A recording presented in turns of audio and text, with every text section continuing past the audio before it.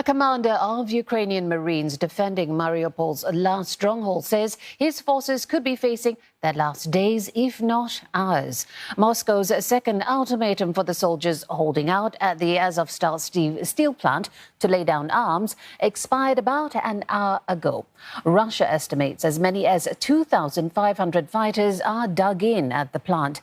Mariupol's mayor says some 2,000 civilians are trapped as well. Let's go live to Ukraine and Latvia in a moment. But first, a look at the intensifying battle in eastern Ukraine. Destruction in Kramatorsk. This is the city where nearly 60 fleeing people were killed recently in an attack on a train station. It is now a front line in the eastern Donbas region. Fighting there is intensifying as Russia looks for a victory. На території Донецької та Луганської областей за минулу добу відбито 10 атак російських окупантів. Знищено 12 танків, 28 одиниць броньованої та 2 одиниці автомобільної техніки, 1 артилерійську систему. UK intelligence is warning of precision strikes on key targets across the country to disrupt the movement of Ukrainian reinforcements.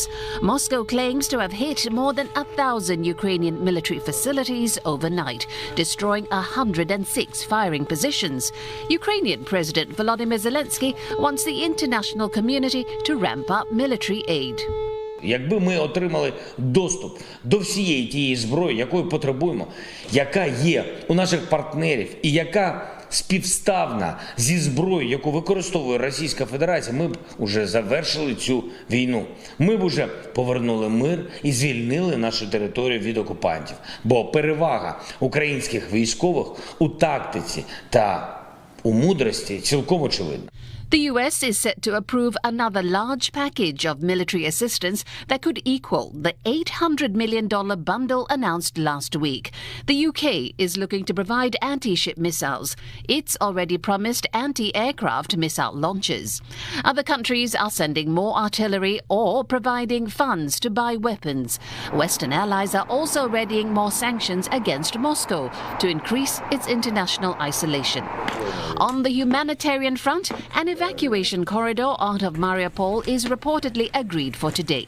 About 6,000 women, children and seniors are hoping to leave on 90 buses. But Kyiv warns that plans may change any time, given what it calls a very difficult security situation. For more, Philip Crowther joins us live from Lviv. Philip, did the evacuation corridor open and open safely for civilians in Mariupol? I believe it opened. We can't tell you for sure right now because it is so difficult to get such information on the ground. And the person who we really get that information from more than anybody is the Ukrainian Deputy Prime Minister Irina Vereshchuk. We're also hearing from the mayor of Mariupol. Now, the Deputy Prime Minister was the one who announced this morning that there was going to be this humanitarian corridor out of Mariupol. There hasn't been one in 3 days. She said that there was a preliminary agreement for one of those corridors. Now, what that means is that there has to be a ceasefire that's agreed upon between Ukrainian and Russian forces, because in the past, those evacuation routes simply have not worked, because Russian forces have either not allowed evacuation buses into Mariupol or other cities in eastern Ukraine, or that those evacuation routes have been shelled. Now, what we've heard from the mayor of Mariupol is that he is encouraging people to evacuate right now, to evacuate today. He says that precisely there are 3 areas where people can get on board those buses and evacuate, all of those in Mariupol, and one very close to that steel mill that is believed to be that stronghold of the remaining Ukrainian forces right now. That is an area, that steel mill, that has been bombed very, very heavily by Russia over the last few days, trying to flatten parts of that steel mill and also hitting a makeshift hospital, all of this according to the Ukrainian armed forces. We are still waiting to hear whether people indeed managed to get out of Mariupol today. There are still around 100,000 civilians, according to most estimates, who are in Mariupol, and thousands are believed to want to get out of there as quickly as possible. And while more weapons may be heading for Ukraine, will they get there in time for the defense of Donbas? Look, generally what we are hearing, both from the highest echelons of the Ukrainian government, but also from the front lines, is that those weapons are simply not arriving fast enough. There have now been promises of more heavy weapons shipments from the likes of the United States, from the Netherlands, from Canada as well. The United States particularly proud of how many weapons it has already sent to Ukraine or has promised to send. And therein lies the problem, of course, that some of these weapons shipments do take a long time to get here, to get over the border, to get into Ukrainian soldiers' hands in the east of the country. Whether all of this will be enough for Ukraine to win this battle against an enormous amount of Russian forces in the Donbass area, well, we simply can't tell right now. One of the countries, by the way, that has been criticized extensively, or at the very least nudged extensively, is Germany, from the Ukrainian President Volodymyr Zelensky most notably. From Germany, though, no promises over recent days of any heavy weapons shipments, just this, an interest in enabling weapons shipments into Ukraine from Eastern Europe. That won't be good enough to the Ukrainian government right now.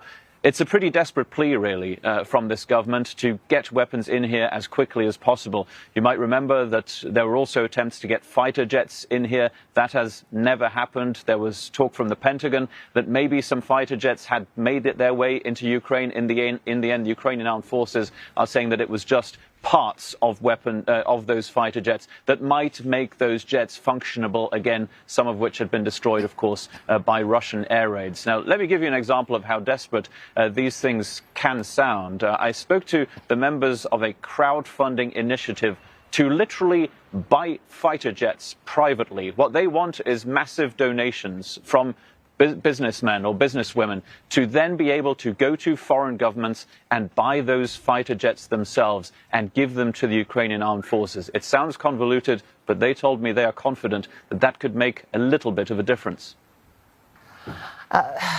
Philip Crowther is reporting live from Lviv. Thank you for that update. Now let's get to Laura Makin-Isherwood. She's joining us live from Riga, Latvia. Laura, yet another ultimatum for those who are holding out at the Azovstal steel plant. We don't know how many are there, but not a single one is given up yet. Is this an indication that Russia is perhaps unable to flush them out, that there are these repeated ultimatums and they could start to look like weakness?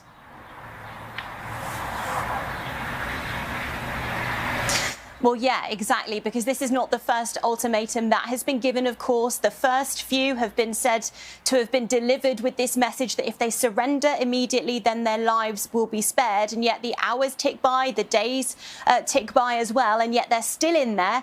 And Russia seemingly hasn't been able to do that much about it. Of course, we heard that message from the commander within the steel plant, warning that they might just have hours, perhaps days left, asking for other nations to offer up an evacuation procedure to get them out and to a third party.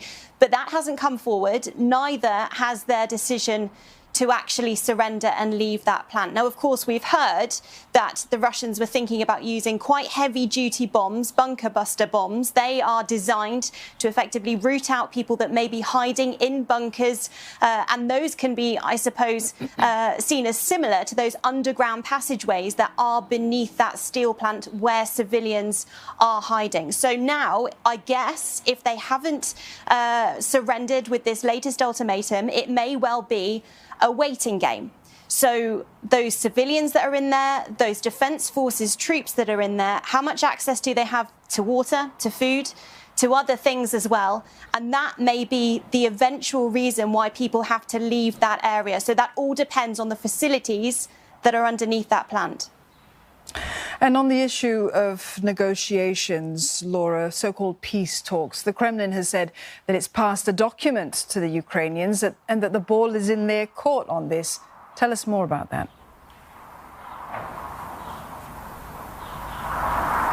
Yeah, there's not many details about what actually has been presented within this document, other than the Kremlin spokesperson saying that the wording is very clear and elaborate, setting out the Russians are trying to say exactly what they want. What do we speculate that they might be looking to achieve? Well, of course, there's this new assault on the Donbass region, Russia using that as its justification for invading Ukraine, saying that it wants to take that area to liberate it, essentially. So could it be that Russia's pushing to have that as their own territory moving forward? We've seen from the Ukrainian government, though, of course, this persistent determination not to give any ground, to continue to defend its own territory. So if that is in there, then it is highly unlikely, I would say, from what I've been reading, from what we've been looking at, that they would be happy to hand over that land. Ukraine, of course, will want a full withdrawal of Russian troops. Is that likely to be in there? Probably not. And so this will now come down to those governments talking together, looking at those documents and then seeing what there is. Moscow says it's still awaiting a response from Ukraine. So we'll have to find out what they think of this information and what they want to give back. Right, it may come down to the details. Laura, thank you for that. Laura Makin-Isherwood there reporting from Riga, Latvia.